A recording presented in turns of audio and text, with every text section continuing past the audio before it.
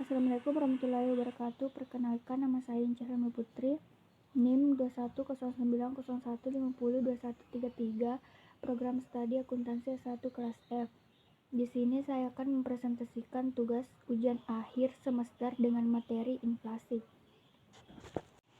Langsung saja, yang pertama, pengertian inflasi dan deflasi. Inflasi adalah proses meningkatnya harga-harga secara umum dan terus-menerus dalam jangka waktu lama atau keadaan yang menyertakan nilai uang menurun. Deflasi adalah proses menurunnya harga-harga secara umum dan terus-menerus dalam jangka waktu lama atau keadaan yang menyatakan nilai uang meningkat. Jenis inflasi. Asal timbulnya inflasi. Inflasi berasal dari dalam negeri, contoh defisitnya anggaran dan bencana. Inflasi berasal dari luar negeri, contoh kenaikan harga minyak dunia, biaya produksi di luar negeri, dan tarif impor tinggi. Cakupan pengaruh kenaikan harga. Inflasi tertutup, contoh kenaikan harga beberapa barang tertentu.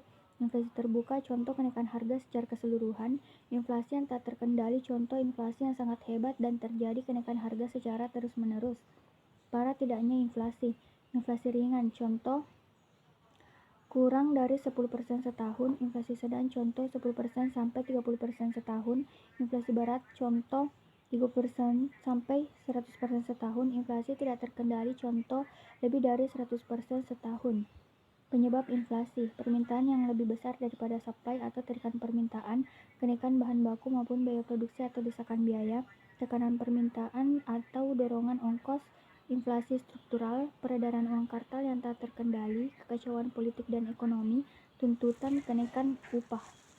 Sebab timbulnya inflasi.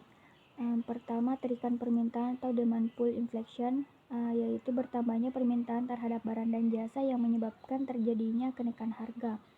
2. Cost push inflation, yaitu yang disebabkan oleh kenaikan biaya produksi, yaitu bahan baku dan upah atau gaji.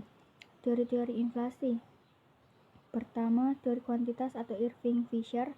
Kedua, teori Keynes. Ketiga, teori strukturalis. Price index.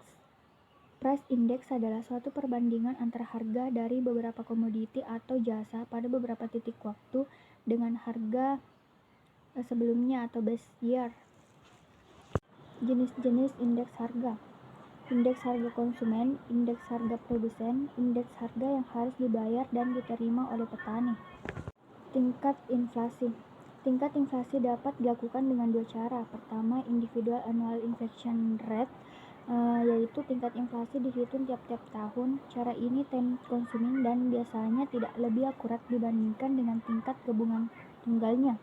Kedua, average annual inflation rate atau tingkat inflasi tahunan rata-rata atau gabungan, digunakan untuk investasi dengan proyeksi umur yang panjang. Keputusan apakah menggunakan individual annual inflation rate atau average annual rate tergantung pada judgement yang biasanya mempertimbangkan antara lain: pertama, sensitivitas terhadap perubahan tingkat inflasi. Kedua, situasi. Ketiga, tingkat akurasi yang diinginkan. Keempat, informasi yang tersedia untuk meramalkan tingkat inflasi atau yang paling menentukan. Mungkin itulah yang sempat saya sampaikan. Apabila ada kesalahan kata, mohon dimaafkan. Wassalamualaikum warahmatullahi wabarakatuh.